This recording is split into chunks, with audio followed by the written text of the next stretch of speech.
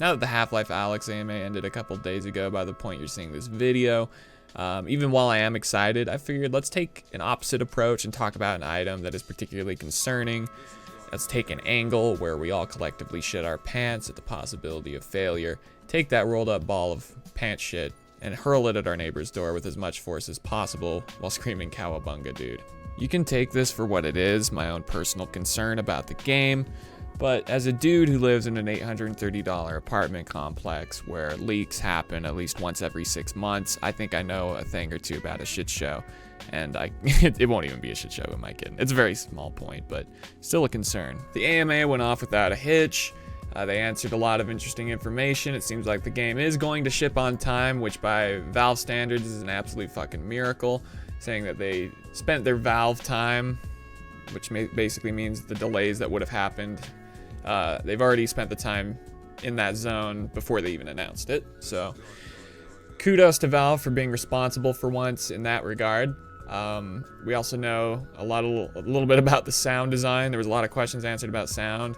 We know that the full Source 2 SDK isn't coming out, which is a big bummer, and it seems like it's just going to be hammer editor, like a hammer editor portal authoring tool setup. So at some point they said they're interested in doing that, but for the foreseeable future, it's not the full SDK. But reading between the lines of Valve's answers, and more particularly what Valve didn't say in their answers in response to some of these questions, which, but to be fair, some of these questions were kind of layered questions in the same way that, you know, your girlfriend who's mad at you would send like a text message with 9 accusations in one. Simply because she's mad you went out with the boys to the local Walmart, fired up the display grill, and proceeded to grill cheese using merchandise in stock from the rest of the store. Like, I mean, for instance, take a look at this question, which they did respond to. Part of it, they said, the question was, what do you consider as a breakthrough in Source 2 engine? Also, is BSB still the main workflow in Source 2? Asked a question about the HLA SDK. Asked another question, and then the sound designer only responded to one portion of the question, talking about Steam Audio, HDR, TF. A simple yes or no for does Source 2 still utilize BSPs would be nice, but that's a small example of some of the things they just leave out in this AMA. That's their right. I'm still happy they did it, by all means. The fact that there's even a Valve AMA at all is fucking astounding, in my opinion. So I'll give them some slack there, but that just small little things I was like, oh man, like that's such an easy yay or nay. Regardless. And speaking of things that are said that aren't quite said, there's a question in the AMA about Barnacles. The question was, how are Barnacles a threat in VR? Do they pull the player upwards, or do they kill you instantly to avoid player discomfort? And the Half-Life Alyx team said, yes, Barnacles are a threat in VR. They don't kill you instantly, you'll deal with them in familiar ways, but the opportunities afforded by VR also give you new methods to use against them. We experimented with moving the player, but moving the player without their input in VR didn't work very well. And it proceeds to kind of go into a couple different diatribes of the way VR works with a couple separate enemies, and gives a very political sort of answer where it's definitely English, but it's nothing super substantive in terms of an answer, which, you know, it's not released yet, so I understand. But it brings into question locomotion, and locomotion literally meaning movement. You know, how does the movement work in this game? Is it gonna make me sick? Is a big concern that a lot of people have. Now, if you have any sense of testicular fortitude when playing virtual reality in a free range of motion way, you're not likely to run into too many problems. Let's take Boneworks as a prime example. I'm literally getting a call from my mother, but this is more important. Boneworks is free range of motion. It goes to the extreme. You're literally leaping off the sides of like walkways, grabbing a hold of a handrail in a factory, pulling yourself up as the platform is descending. And in my opinion, the worst feeling I got from it was just like this feeling of standing in an elevator. You know, the elevator drops, you kind of get this slight like feeling. You and all your buddies look at each other and go, oh, that just tickled my nutsack.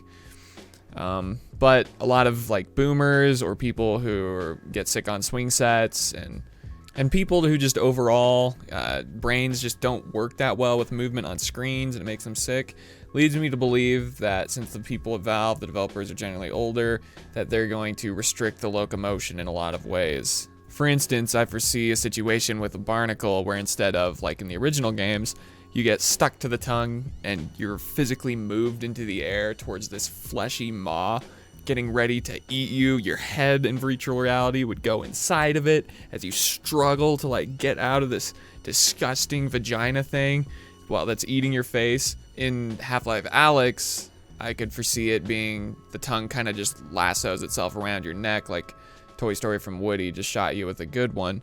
Your life force is slowly depleting as you're getting constricted, and you either have to like struggle to pull off the tongue and or shoot it, which is, there's nothing wrong with that. I'm sure it's still terrifying, but it's a small example of kind of like dumbing it down instead of going and embracing virtual reality and going all the way. And what's concerning to me about simply walking up to a ladder, pressing a button, boom, you're at the top, is the immersion breaking of that. Virtual reality is absolutely all about you being immersed in the reality as much as possible.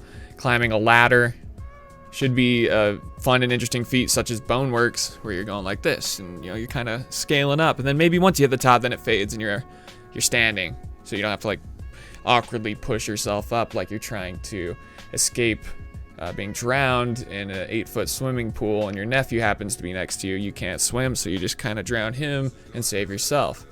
Valve apparently doesn't want that, neither do I, but the locomotion being restricted to me seems like an issue, because virtual reality, in my opinion, it's time for it to mature as a platform. It's finally time for a AAA video game made by Valve, the gods of the internet, the gods of video gaming, the gods of ruining your fucking wallet every holiday season, to show us some teeth, to show us, VR unlimited, in my opinion. And any restrictive features that go along with that in virtual reality would almost feel like an invisible wall over a 3-foot ledge in any other video game. It's like, don't hold my hand. And to stress the point, I'm sure there's comfort mode, like sitting mode, one-arm mode, but I would prefer the opportunity to go absolute apeshit in VR. I'd love the opportunity to be hanging off sides of things. I don't necessarily need climbing mechanics, maybe other than ladders, so it doesn't ruin the game. But I'd prefer not to have to just walk up to a ladder and then teleport up. I know that seems like such a minor issue, but that brings into question jumping, like platforming. Is this just going to be a simple corridor experience? And platforming in Half-Life was such a major aspect of the game because it broke up the gunfights and the puzzles. And then you'd have platforming where you jump from platform to platform, get from point A to point B, and then maybe after you'd have a driving sequence, which involves motion. Both those items involve motion. So I'm concerned and curious, just to some extent, how much Half-Life Alyx will be cutting those kinds of sequences that involve that kind of motion. Curious, will it just kind of be like you're in a corridor, you enter the next space, have a gunfight, you enter the next space, which could even be outdoors, but it's still relatively small in terms of world scale, because you're in VR, you're in room scale, you're trying to do this and make the area seem full. I don't know. I'm just a little concerned maybe that Valve might be playing it a little bit too safe, I guess, in terms of locomotion. Not sure yet. We haven't seen too much. But that would be one concern I have so far, whereas Boneworks went all the way with it. And it seemed to go all the way pretty successfully. Like, will you be able to fall in Half-Life Alyx? If you fall off like a 20-foot gap, will you actually physically like, whoa? Or will it just like fade as you step off the side of the building in an attempt to end your miserable non-locomotive life? Another interesting point I saw brought up by Alyx. You can say what you will about him.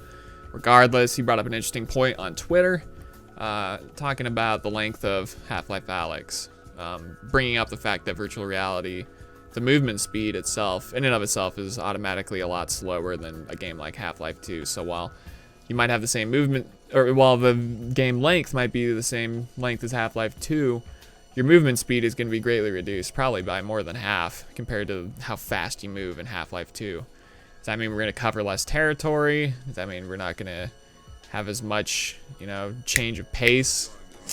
I don't know.